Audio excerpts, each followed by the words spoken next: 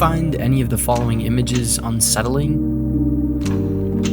If they evoke an unnerving sense of loneliness, helplessness, you're definitely not alone.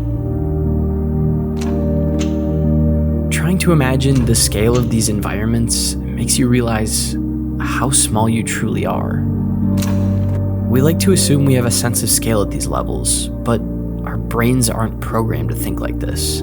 There's a certain point where our frame of reference becomes useless, and it renders us unable to understand what we're looking at. We aren't supposed to feel comfortable in the presence of something bigger than us. That's likely helped us get here. This innate fear, appropriately named megalophobia, is the reason you don't instinctively run toward a bear that's twice your size or a tornado that's 10,000 times your size. You aren't wrong in assuming Earth is massive, because it is, in comparison to you. But on the cosmic scale, Earth is so extraordinarily small. It only fills about 0.003 of a billionth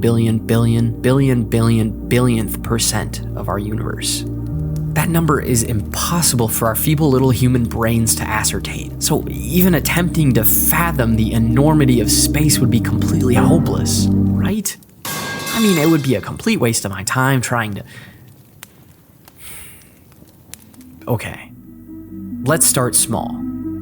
Imagine Earth is a single pixel on your screen. Jupiter, the largest planet in our solar system, would be about 11 pixels wide, and the Sun, about 110. Now, this is a pretty lame representation, so let's ramp it up a bit.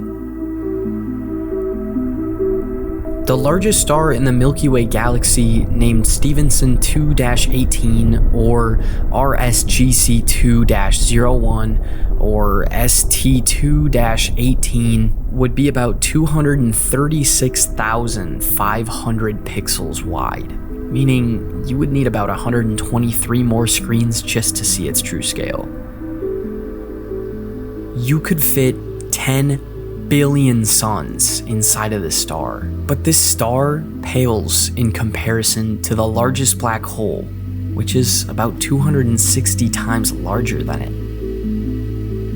Ton 618 is so large that its accretion disk is larger than the Milky Way and Andromeda galaxy combined. The magnitude of this stuff is unimaginable. This scale is so ridiculous. I mean, seriously, what could possibly be bigger than that? Well, the answer is, in the most literal sense possible, nothing.